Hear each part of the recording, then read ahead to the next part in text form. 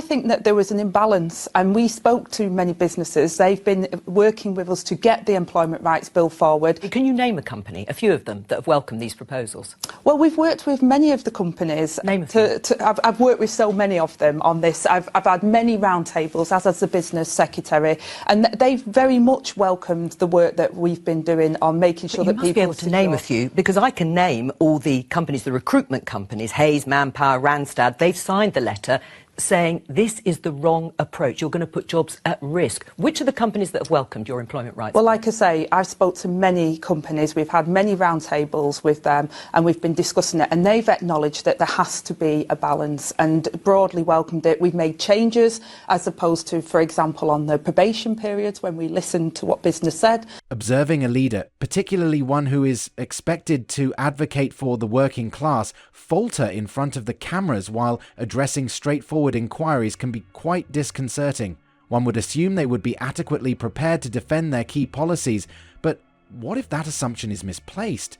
This scenario unfolded with Angela Rayner, the deputy leader of the Labour Party, during a recent BBC interview. If such a misstep does not raise concerns, it is difficult to determine what would. Meanwhile, the public is confronted with urgent matters such as the safety of members of parliament and the diminishing performance of the public sector, prompting us to question whether we are being misled. Economic activity at risk. I'm just saying, do you think you would have a rethink on it? Well, I think that there was an imbalance, and we spoke to many businesses. They've been working with us to get the Employment Rights Bill forward. Can you name a company, a few of them, that have welcomed these proposals? Well, we've worked with many of the companies. Name a few. I've worked with so many of them on this. I've had many roundtables, as has the business secretary, and they've very much welcomed the work that we've been doing on making sure that people... You must be able to name a few, because I can name all the companies, the recruitment companies, Hayes, Manpower, Randstad. They've signed the letter saying this is the wrong approach. You're going to put jobs at risk. Which are the companies that have welcomed your employment rights? Well, like I say, I've spoke to many companies. We've had many roundtables with them, and we've been discussing it, and they've acknowledged that there has to be a balance and broadly welcomed it. We've made changes as opposed to, for example, on the probation periods when we listened to what business said. When Rayner was posed a fundamental question regarding which companies back the Labour employment bill, she failed to provide a single name. Instead, her response included vague mentions of numerous businesses and round tables. This moment was not merely an awkward lapse for Rayner. It served as a troubling indication of the Labour Party's overall readiness. If their deputy leader struggles to clearly express support for a central policy, how can they expect to effectively govern? For voters, particularly those who are undecided, this incident raises significant doubts about the party's credibility.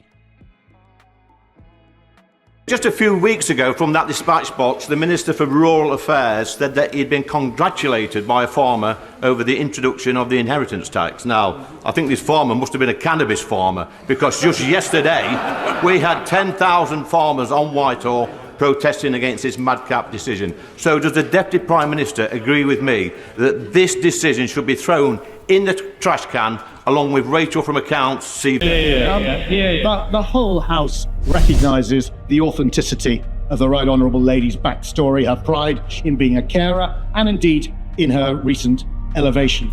By contrast, in June, the Chief Constable of Northamptonshire was sacked for misrepresenting his CV, and just last month, Tanya Nasri, the nurse, was imprisoned for 5 years for doing the same. Does the Right Honourable Lady agree with me that such serious consequences are right and just in such cases? Well, Mr. Speaker, what I would say to the Honourable Gentleman, I know where he's trying to go with this, what I would say to the Right Honourable Gentleman is our Chancellor in the last 4 months has shown more competence than the last 4 Chancellors that he had. The interview proved to be quite uncomfortable to witness. Social media quickly filled with memes and critical commentary, highlighting the potential harm to her reputation. In the realm of politics, perception holds immense weight, and Rayner's failure to respond to a simple question jeopardizes Labour's broader narrative. We are absolutely committed to our British farmers, and that's why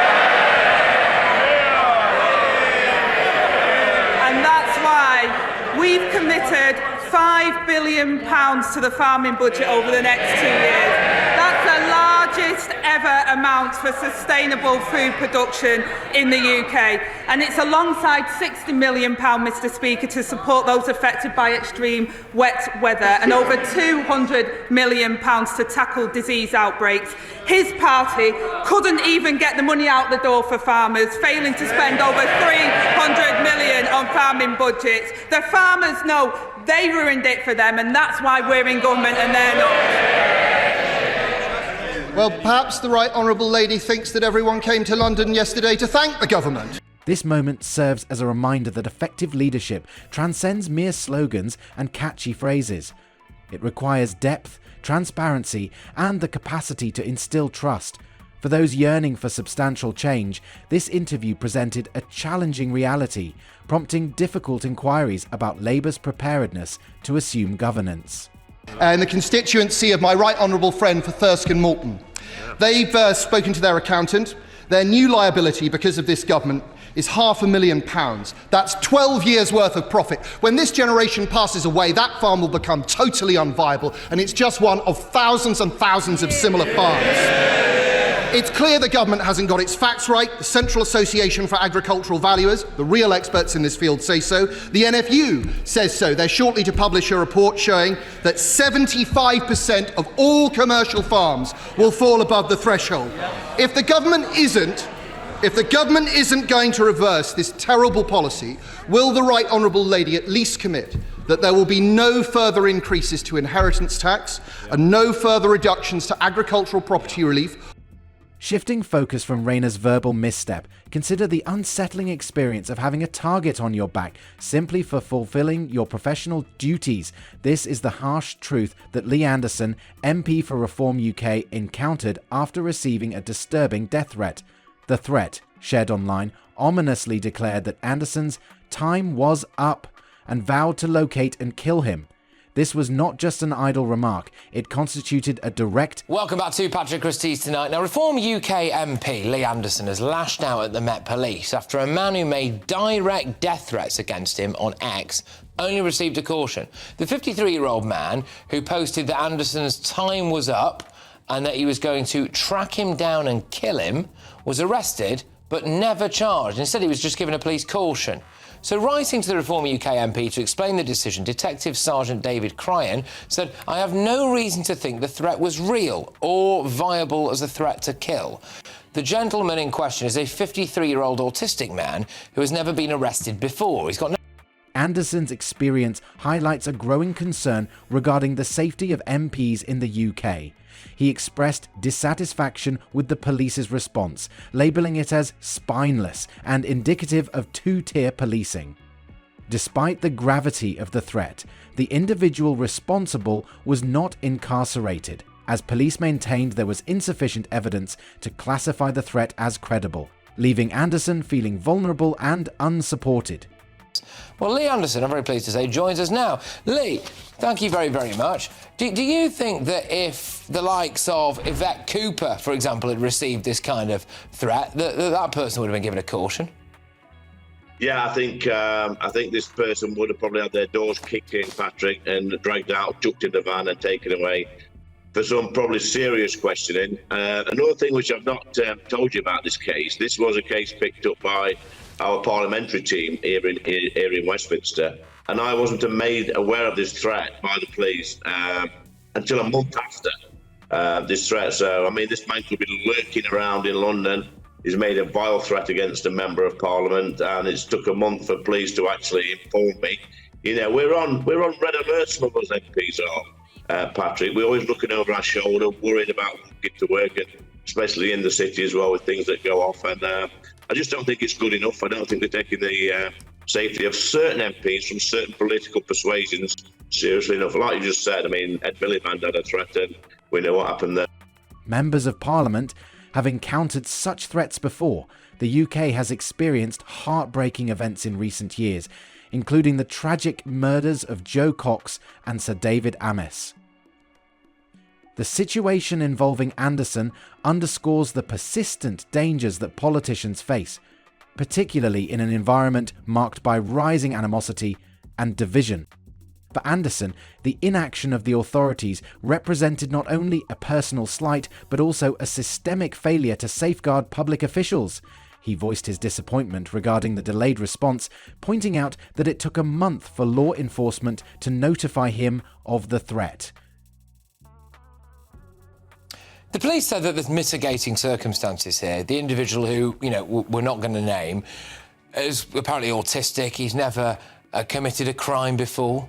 He looks after his elderly mother. I mean, do you buy any of that? No, I mean, what sort of boxes is he ticking there? So if you're autistic and you look after your mother, you're quite within your rights to go out and threaten to kill somebody. It's absolute nonsense. It's weakness, it's spineless, it's pathetic, it's two-tier policing. We know this, Patrick. So you honestly think this is a prime example of out-and-out two-tier policing? If they say, the police officer in question says he doesn't believe for a second that this was a viable threat, Lee. I mean, he has actually literally said to you he's going to kill you. Well, I mean, this is not for the police to make this decision, Patrick. A court should make this decision. It should go to the CPS. He's made a threat to kill. It's as simple as that. But you've got to look, Patrick, what's happening in and around London. We've got a useless mayor who is the police and crime commissioner. And people like me who tend to speak their mind, who are from a different part of the country, probably went to a different school. They don't like people like me, especially. This occurrence transcends the experience of a single MP. It reflects a broader decline in safety and decorum within public life. When threats against elected representatives are not addressed with the seriousness they warrant, it conveys a troubling message that violence may go unchecked. Man in Thailand for the alleged rape of a 6-year-old girl has shocked both nations. The suspect, a 30-year-old from Leeds, was detained after video evidence linked him to the crime. From Cowsod English, British national arrested in Thailand following child abuse investigation. And a 28-year-old British man's been arrested in Chonburi province. He's been identified as Mr. Luke, and he was apprehended yesterday in Naklua, Banglamung district. And according to investigators, the victim was a 6-year-old girl whose mother had been in a relationship with the suspect for approximately 2 years. The mother, identified only as Ms. B, aged 25, was reportedly shocked upon seeing evidence of the abuse and immediately filed charges against the suspect. In response to the case, Thailand's CIB has issued a warning to Thai women who meet foreign partners through online platforms, specifically cautioning about the risks of pedophilia. In a separate incident, the arrest of a British man in Thailand for the alleged sexual assault of a 6-year-old girl has sent shockwaves through both countries. The 30-year-old suspect from Leeds was apprehended. According to the illegal conducts that you have done, there has been a charge of rape and, yes, a statutory rape on another individual by force, by threats, by applying threats and force, violent threats and violent force, and to a person that's in a position that could not resist, or the person that could not fight back. Also, yes, against a minor under the age of 13 years old, which is not your wife, not your legal wife. That child did, even if that child did or did not agree, but yes, these conducts have been done against a child that has not reached the age of 13 years old. So the child, even if the child did agree or did not agree to that, that child was in a situation where they could not fight back or do anything about it. Thai police, in collaboration with the UK's National Crime Agency, executed a well-coordinated raid on the suspect's residence, revealing alarming details regarding the abuse. The circumstances surrounding this case are particularly distressing. It is alleged that the suspect exploited social media and online platforms to prey on vulnerable individuals. Reports indicate that he had ties to the victim's mother, which he manipulated to gain access to the child. The arrest came after the United Kingdom's National Crime Agency had coordinated with the ATPD to investigate a video posted on social media by Mr. Luke that showed the sexual abuse of a Thai child. and they found out the abuse victim was the daughter of a Thai woman who had been romantically involved with Mr. Luke for 2 years. The investigation was comprehensive. Thai authorities meticulously examined video evidence and cross-referenced it with social media activity to track down the suspect. His arrest unfolded dramatically, with police entering his home and presenting the charges against him. While the man has denied all allegations, the evidence appears to be overwhelmingly incriminating. Turning to domestic matters, since the Labour government assumed power, there has been a notable decline in attendance at government offices, raising important questions about leadership and productivity.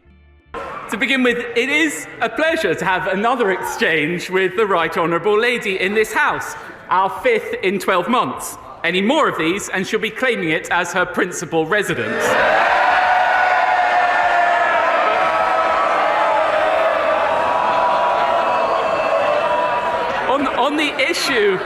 On the issue of no-fault evictions, it may have escaped the Right Honourable Lady's attention, but we will be voting on exactly that matter later today. The Conservative government taking action. Official statistics indicate that 13 government departments, including vital ones such as the Treasury and the Ministry of Justice, have experienced significant reductions in on-site staff presence. For instance, attendance at the Ministry of Justice plummeted from 80% to 57% in just a few months. This trend presents a notable contrast to the private sector, where many companies are advocating for increased in-office attendance. Notable examples include Barclays and Boots, both of which have implemented policies requiring employees to be in the office at least 3 days a week, emphasizing the benefits of enhanced collaboration and productivity. In contrast, the public sector appears to be heading in a different direction. Critics contend that Labour's stance conveys a misleading message. Alex Burgett's Brig Hart Shadow Cabinet Office Minister described it as a failure to lead by example, highlighting the ongoing rise in public spending despite a decrease.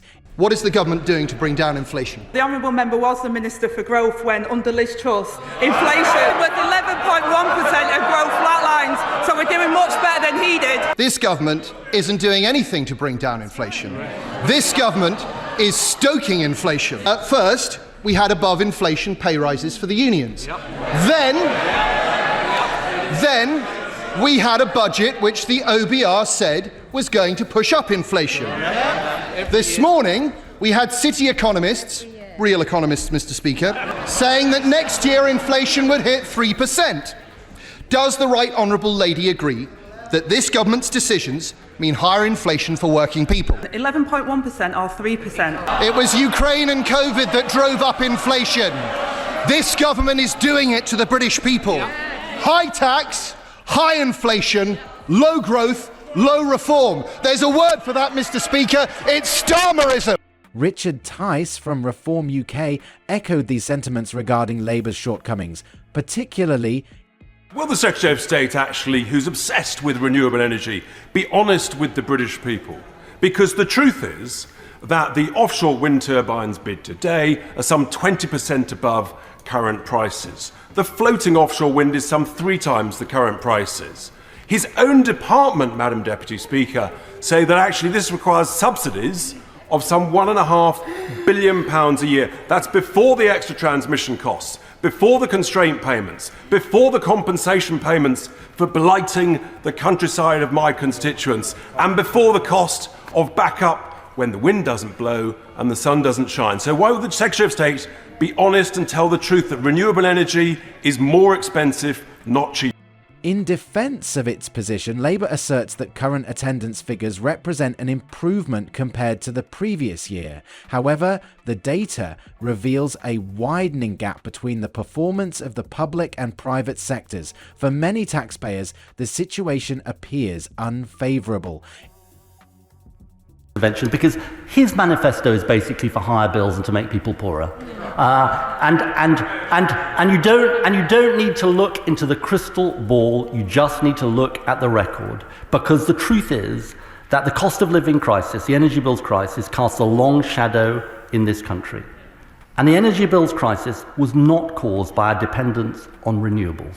It was caused by our exposure to fossil fuels. And he just needs to understand this very basic point, which is that whether fossil fuels are produced in this country or internationally, they are sold on the international market. And that's why the British people paid the price and government forked out £94 billion. And the only way to get off the roller coaster of international gas markets and take back control. The matter extends beyond mere statistics. It fundamentally concerns trust. A government that demands greater effort from its citizens while appearing to do less risks alienating those it purports to serve. As the private sector continues to adapt and prosper, Labour's challenges with attendance reflect a narrative of inefficiency and lost potential. For a party that advocates for change, this situation is indeed concerning.